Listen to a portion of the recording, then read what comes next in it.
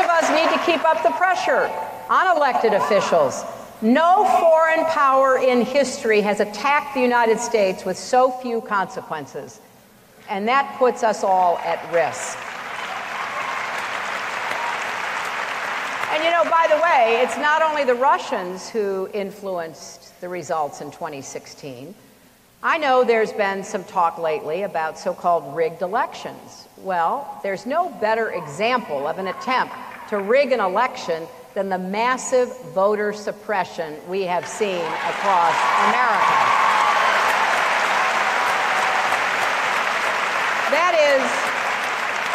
That is meant to shrink the electorate. Laws that make it harder to vote disproportionately hurt minorities, students, and the elderly. That is not a coincidence. That is the intended effect. And this issue hasn't gotten nearly enough attention.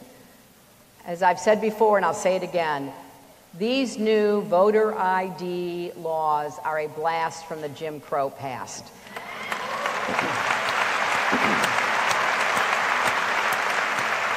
If you can't win an election fair and square, you don't deserve to win an election.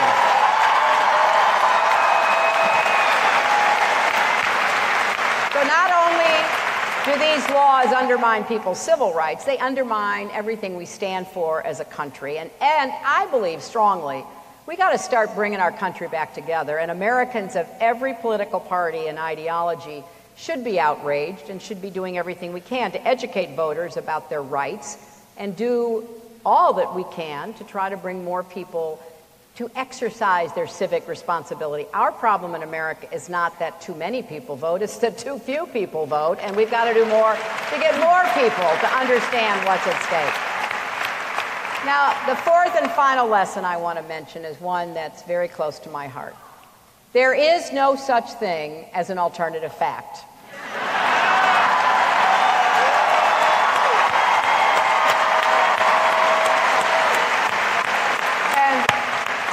The Russian disinformation campaign in 2016 was successful in part because America's natural defenses had been worn down over years by powerful interests that wanted to make it harder to distinguish between fact and fiction. When leaders deny things we can see with our own eyes, like the size of a crowd at the inauguration,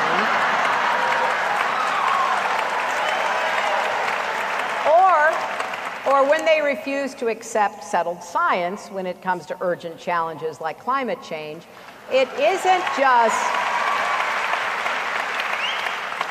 just frustrating to all of us who pride ourselves on living in the fact-based universe. It is insidious and subversive to democracy, because the first thing that authoritarians and dictators try to do is to basically distort reality, to convince you that their version of the, quote, facts is the version you must accept. And that is something we just cannot afford to let happen. So where do we go from here? Of course, I don't have all the answers, but I wrote this book in part to lay out some of the questions and to provide my best understanding, because I know that there are things we need to be doing right now. We've got to get serious about cybersecurity. We've got to get tough with Putin.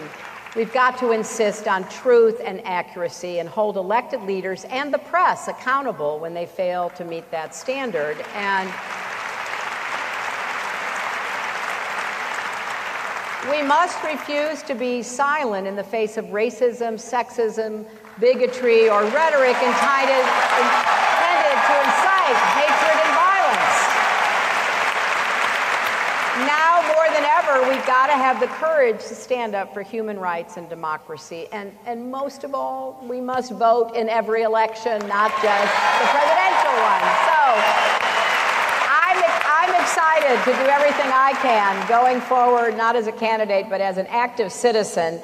And I'm not going anywhere except right into the middle of the debate about our future. Thank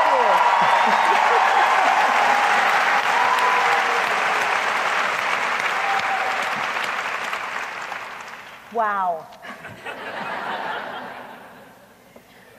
Well, I have to say, we all love your kind of franker, more looser self. It is just great to have you in the public sphere in that way. And I know that I suspect that there are probably some proud Wellesley people out there. Yeah, as well as, of course, Agnes Scott and other women's colleagues.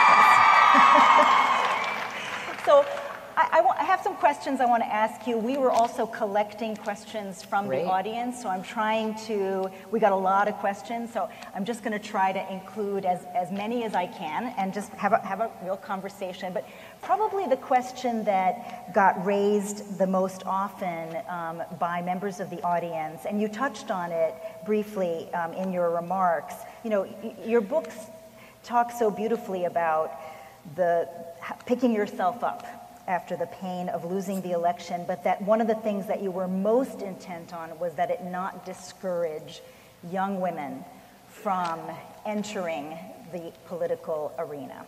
And so we got a lot of versions of this question, is what is your advice to young women who want to enter politics? What is your recommendation to them? And how do they find the courage? And I just want to quote Sydney, age 12, who says, how do you have enough courage to do everything you do? Oh, Sydney. Oh. I get this question a lot, and it really is so important that we send a clear, unmistakable message to our girls and young women that you are valuable, that your voice counts, that you have the power to shape your own future, that you should do everything you can to pursue your dreams.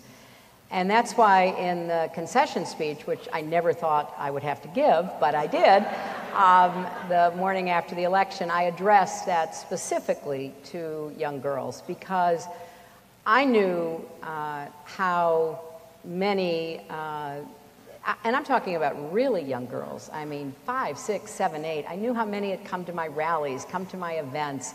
I saw them in the audiences. I saw them on their dad's shoulders. I saw them holding their mom's hands. I saw them on rope lines. I saw them, and I saw the expressions on their faces about what was possible. And so I didn't want what happened in the 2016 election to cast a pall over what they believed possible about their lives. So what I would say is really several things. And first, I want to address parents and grandparents, if I could. Because by the age of 6, little girls believe they're not as smart as little boys. They pick it up from the culture. They pick it up from the media. They may pick it up from even within their family or their very beginning experience in school. And it's just flat out wrong. They haven't even been in school long enough to find out who's smart and how smart they are and all the rest of it. So parents and grandparents, family members, really do have an opportunity, and I would hope a responsibility, to try to make sure that they build the confidence of both their daughters and their sons, and that they encourage both to pursue their interests, and that they really challenge their kids to not only learn as much as possible and take every advantage of school and exercise because that's good for the brain, and when they're really little, read and talk and sing to your kids so that you are developing a strong vocabulary, but also to make it absolutely clear that you're going to support your daughters as they maybe, venture out a little bit, that they try some things that are maybe a little challenging for them. If they're not particularly interested in athletics, finding something else like dance or something that they can try, but just really nurturing that spark. And then as they get older, we know that as girls enter middle school, their early teens, the media is just absolutely sending messages that undermine self-confidence and self-esteem. You're not tall enough, you're not thin enough, you're not pretty enough, you're not popular enough. And that has always been around, but it's magnified on social media to such an extent that so many girls have their confidence shaken by their participation in social media. And there is a lot more anxiety and depression among young kids, and particularly among young girls. And this is a shocking statistic, but the leading cause of death worldwide of young women between 15 and 19 is suicide. So I think we are just beginning to come to grips with the oversized influence that social media has on how young people, and particularly young girls, view themselves. And so we have to stand up against cyberbullying, and we have to kind of reinforce these young kids. And I started my morning in New York at an event for the Child Mind Institute that was releasing a report about mental health among adolescents. And the person who spoke before me was a young woman, 15 or 16, who had a crippling depression, thought that she was, really just lost, didn't think life was worth living. And her parents were aware that she was not happy. And finally, her mother just basically just grabbed her in a big hug and said, whatever it takes, we want you to be happy, and we'll do whatever we can to help you. And so she got treatment, and she was there to talk about it. So I think that the psychological stresses on girls today is much greater than I certainly remember it, even back in the day of raising my daughter, or certainly, growing up myself, in part because of this, totally 24/7 media environment that we all live in. So if you're interested in politics, I would say, number one, learn everything you can about history, about different cultures. Seek out people who are not like yourself to learn what's on their minds. I mean, if you're in a school where there's a lot of diversity, really find the opportunity to meet and spend time with people who you can maybe learn something from in terms of their experience and what they're going through, because what we're going to need from our leaders in the future are people who can listen well, who can pull information together to try to solve problems, who can demonstrate empathy and kindness, because we've got to bring people back together, and we've got to break down all these barriers that too often keep people looking at each other as though we were all aliens from some other planet. I think also, as you get older, if you're interested in campaigns, volunteer on a campaign. I had the most amazing volunteers on the campaigns that I've run, the 2 campaigns for the Senate, my 2 presidential campaigns, and they were primarily young people. And the thing about volunteering on a campaign is you have no idea what you might get asked to do and what you can learn because of that. And I think working on campaigns is great as you get older, maybe in college, looking for internships with people who are already in public service, seeing how that feels to you. And then obviously find a way when you finish your education to go into some area, whether it's political or public service, elected officials, where you can really learn even more and you can figure out how to best serve. The final thing I would say is you do have to work on a couple of traits. One, don't get crushed by criticism, because you're going to get it no matter how hard you try to avoid it. So you can take criticism seriously by saying, okay, maybe my critic has something to teach me, but don't let anybody pull you down, and don't let anybody really rip you apart, because that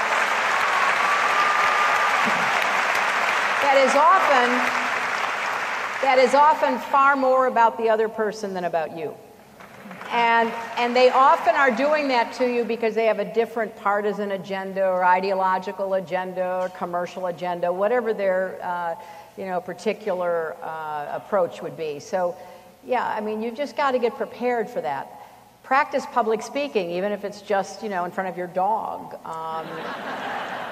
If you can keep your dog's attention, I mean, that's a good first step. But you do have to learn how to express yourself. And I've known people who thought they were too shy to get involved in political life at all. And through really diligent practice, they have learned how to express themselves in front of a crowd, often, with a give and take back and forth. And you just have to learn how to do that because you want your voice to be heard. And then finally, as a woman, you have to speak up. And you have to express your opinions.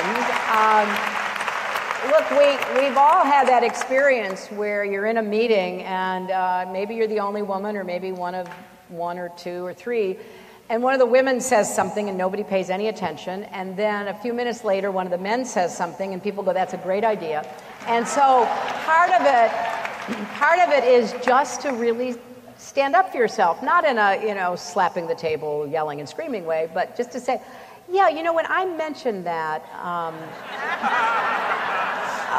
a few minutes ago, I've given it more thought, and I appreciate the support that John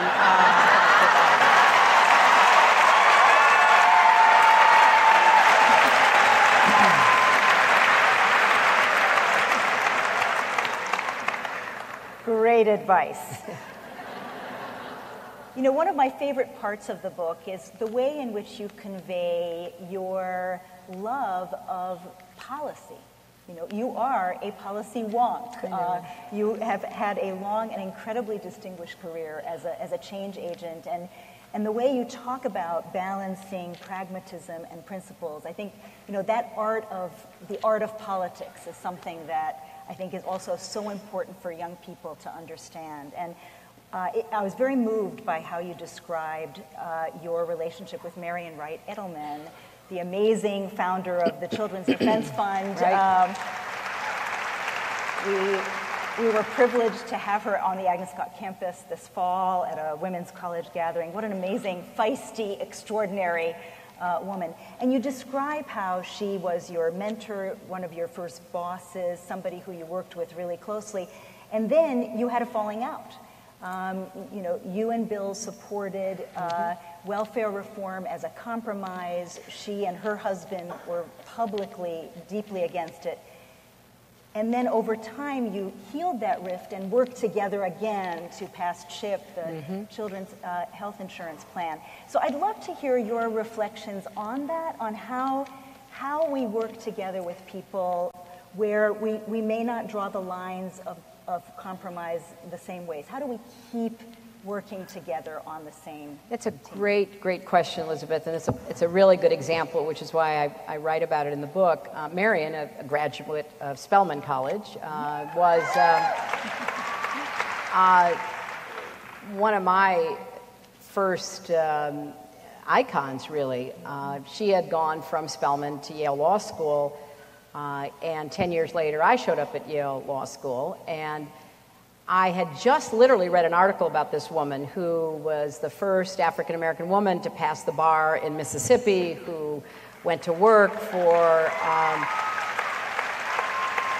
the Legal Defense Fund, and who understood early on that one of the biggest civil rights issues was the treatment of children. And so she focused in on providing services for kids in Mississippi originally, and then through the Head Start program when that passed. She was very close to Dr. King, and was somebody who walked the walk. She really cared deeply about the whole agenda of equality and justice. So when I was just starting off at Yale, I literally just saw a little note on a bulletin board. We used to have things called bulletin boards. And the note said she was coming to Yale to speak, and so I had to be there, and I heard her speak, and it was the same experience you're describing. at the Agnes Scott event, because she's so intense and she's so passionate and she cares so much. And so I went up to her afterwards and I said to her, you've got this new organization called the Children's Defense Fund. Could I go to work for you this summer? And she goes, sure, except I can't pay you. And I said, well, if I can figure out how to get paid, can I have a job? And she goes, sure, if you can figure out how to get paid and I don't have to pay you, you can have a job. So I got something called the Law Student Civil Rights Research Council grant, which paid me to work for Marian that summer. And then I went back to work for her after I graduated from law school and stayed involved with the Children's Defense Fund, was on the board for a long time. So our agendas were absolutely in sync when we were advocates. You know, being an advocate means you take a position and you have to know it, you have to understand it, and you get out there and you push for it, you try to persuade people. So whether it was the work we did to get juveniles out of adult jails or prevent other problems in the criminal justice system, or convince the Congress in 1975 to open up our schools to children with disabilities. I mean, we just worked 24/7 to make the case for what we believed in. And you know, we didn't always get everything we wanted. Sometimes you had to make necessary compromises over legislation, but we never wavered from our advocacy. So when Bill was president and we were facing, very concerted opposition to a lot of what he was trying to do, one of the biggest problems we faced was a government shutdown that the Republicans brought about. And they said the only way they would reopen the government and get it going again was if Bill would sign a piece of legislation that was really bad for Medicaid, really bad for people on welfare. It was just a terrible, punitive effort to try to punish people. Okay. So he vetoed it twice, and then they came back with another version that took a lot of what he had demanded and put it in the bill. But if I'd been an advocate on the outside as opposed to somebody trying to figure out how we get some things done that we wanted done while working with a recalcitrant Congress, if I'd been an advocate, I would have probably taken exactly the same position that Marian took, which is, this is not a good compromise, you shouldn't sign it, don't do that. But having the unique perspective of being both inside and outside over the course of the last many years, I supported it as a necessary compromise. And of course, I believed that under the Clinton administration, it would be implemented in a way that would be to the benefit of the vast majority of people. And indeed, in those remaining years of Bill's presidency, tens of thousands of people got work training, got education, got child care credit, got lots of good stuff. Now, of course, once a different administration came in, a lot of that was cut back and a lot of the funding was decreased dramatically. So when Marian and I had our disagreement, it was personally very painful. But, we're both mature and we both understand that in politics as well as life, lots of times you make trade-offs and they're not something you necessarily would have if you hadn't had to, but you do. And so when, after a couple of years, I wanted to work on the Children's Health Insurance Program, and my greatest outside ally was Marian and the Children's Defense Fund. So we began working to get the CHIP program, which, as you may know, provides insurance to 9 million kids around the country. And right now,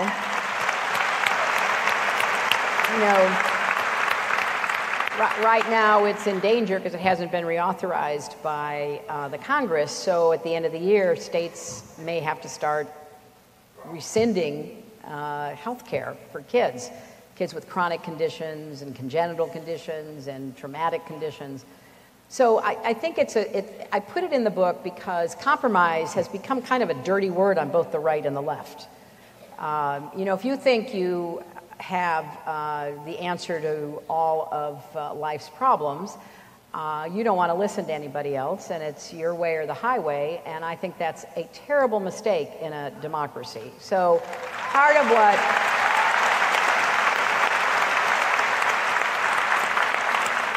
I wanted to explain in the book is, you know, in most democracies, you don't get 100% of what you want. But you just keep fighting and you never give up to keep moving forward, to get as much as you can and to hold your ground. And, you know, we saw a perfect example of that when, you know, for 7 years, the Republicans went around yelling, repeal and replace the Affordable Care Act. And then, like the proverbial dog that catches the car, they had no idea what to do. And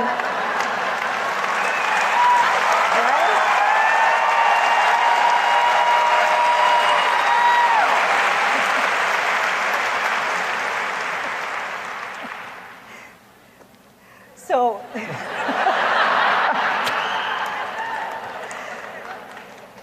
you know, as you think about moving forward, our country moving forward, I think the other, you know, I asked you about kind of how we find places of compromise. Another part that I just found really profound in your book is, you know, your book ends on this theme of radical empathy, of love and kindness. And yet you also struggle, and I think many of us, I certainly personally have struggled with these seemingly opposing emotions. One being that we do need to empathize with one another, including those who are on the other side, and exercise that kind of radical empathy. And yet this election also raised and brought to the surface things that are truly ugly. Right. Racism, xenophobia. So how do you balance that? Wow, I give a lot of thought to this, and that's also why, literally at the end of the book, I have a chapter called Love and Kindness, because I do think we have to be willing to reach out. We have to try to listen, but that doesn't mean you sacrifice your core values, and also you don't sacrifice what I believe, at least, are America's core values. So I think diversity and inclusivity are core values of our country, and it gives us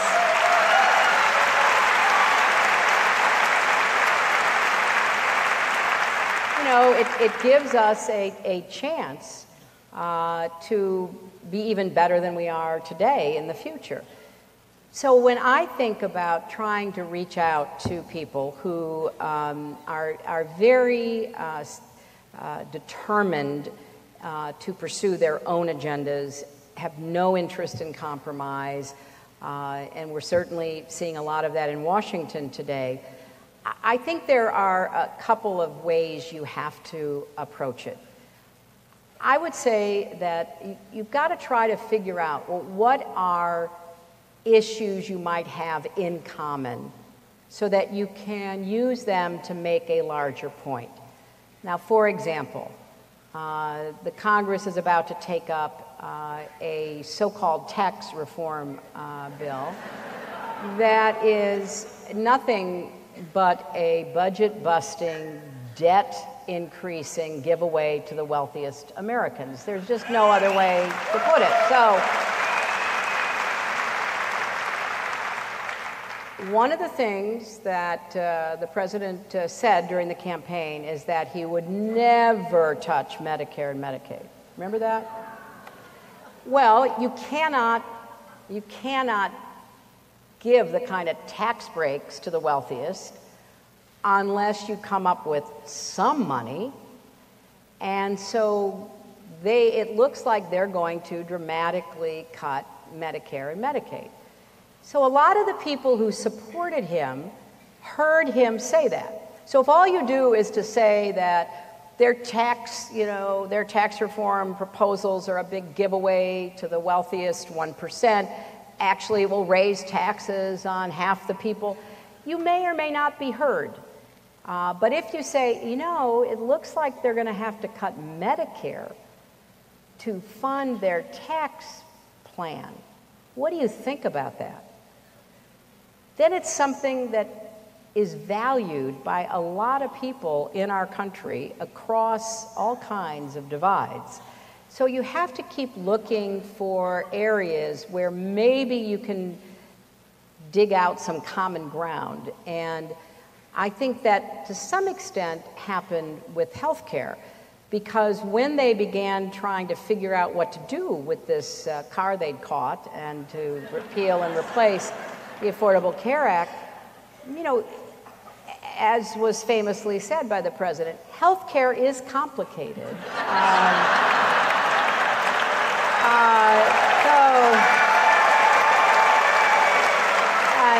Look, I mean, I have 25 years of scars to prove that.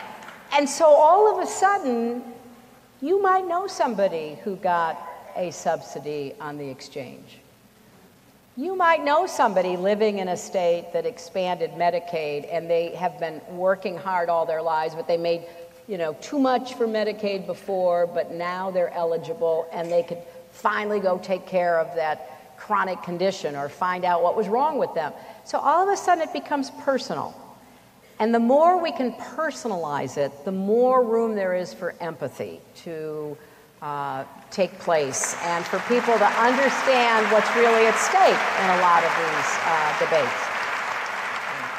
Thank you. So I guess, gosh, there's so many things I'd love to talk to you about, but I'll just ask one more question. And that's, I know, on a lot of people's minds, because a lot of people ask this, is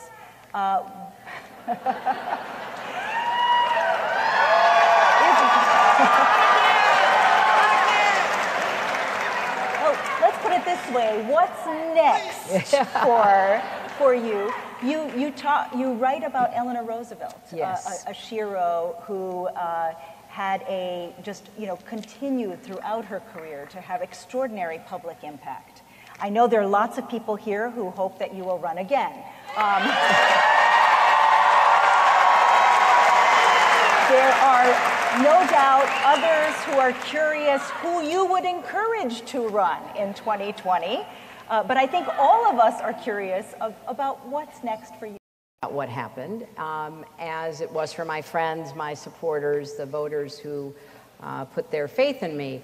And then I realized there were all these people, and I thought it was kind of odd, to be honest. There were all these people who were saying things like, you know, go away, don't talk. I mean, if they had left me alone, I might still be wandering in the woods. I mean, really.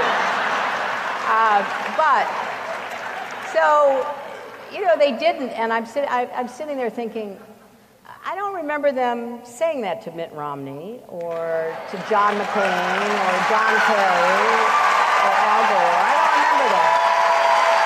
And I'm sitting there thinking, you know, I actually got more votes than anybody except Barack Obama in 2008.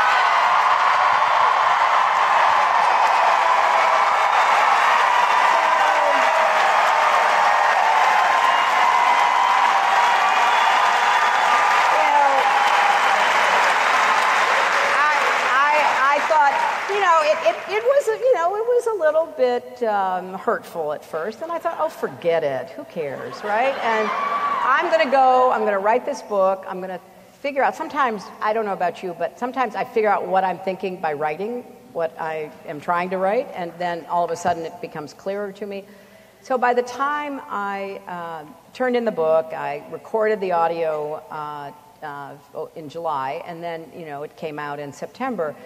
And it's so serendipitous because, you know, a lot of what I was saying 6 months ago did not have, shall we say, much support in the press or even the public.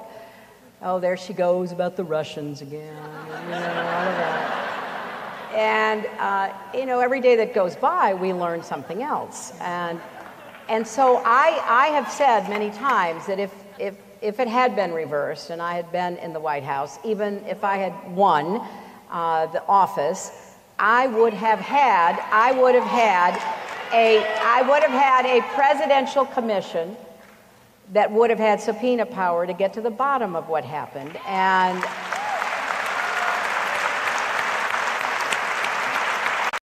because that was sort of not responsibility to, okay, I've got to do this.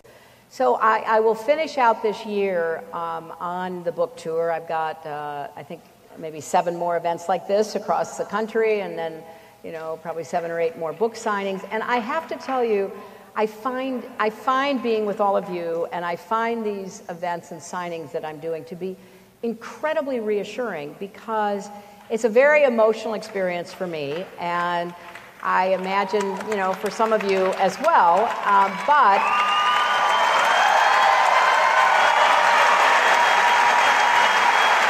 sort of, you know, seeing the energy and the determination of people, watching what happened in Virginia, which was so exciting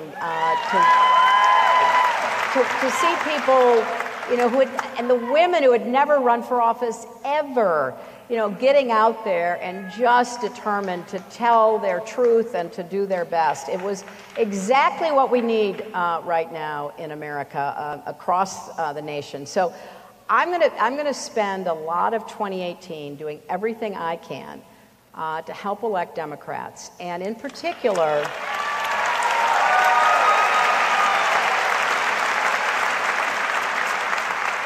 to help elect a majority in the House and the Senate. And I don't think that's at all far-fetched. It will be a lot of work. But for those of you who are political junkies, and I know there are a few here in the audience, you know, I won 23 congressional districts with a Republican Congress member, right? And I came very close in a few others, like Georgia 6, and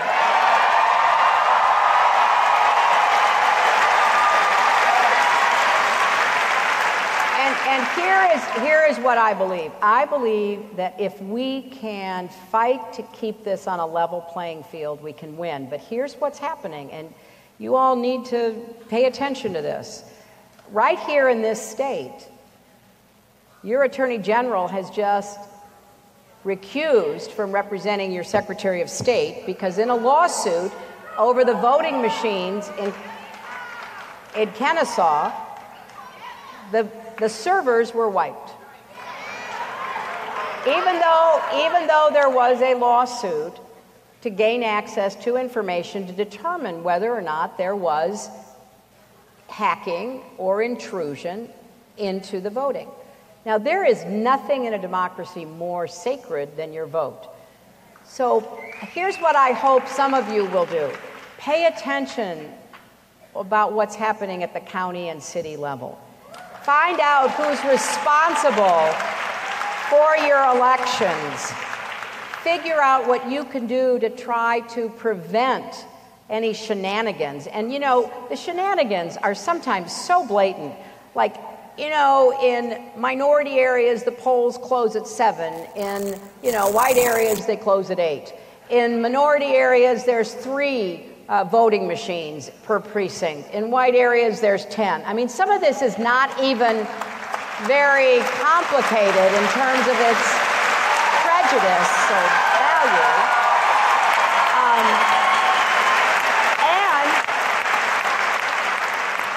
If there were a thorough investigation, we would find out a whole lot more about what the Russians actually did in our voting systems. We know that they intruded and hacked into voting rolls, and there's increasing evidence that it went further than that. And one of the reasons that I think Virginia had a fast and largely problem-free election is that when they saw, some of you might recall, I think last summer there was a hacking convention in Las Vegas, and the problem was how fast can you hack into and change votes in voting machines. And for these professional hackers, it was like 30 minutes to an hour. So when Virginia saw that, they said, that's it. We're getting rid of all of our optical scanners. We're going back to paper.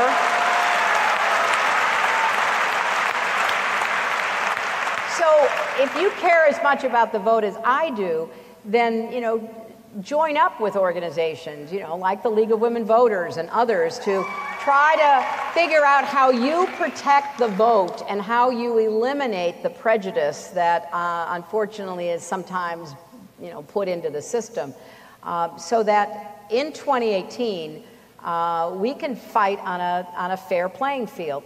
If you fight and lose on a fair playing field, that's one thing.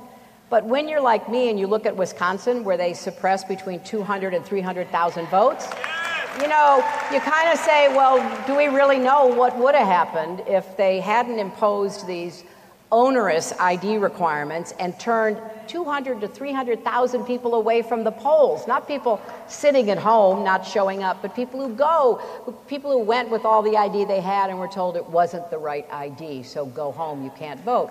So I think that has to be our highest objective. And with respect to 2020, my answer on this is let's win in 2018 and then worry about 2020.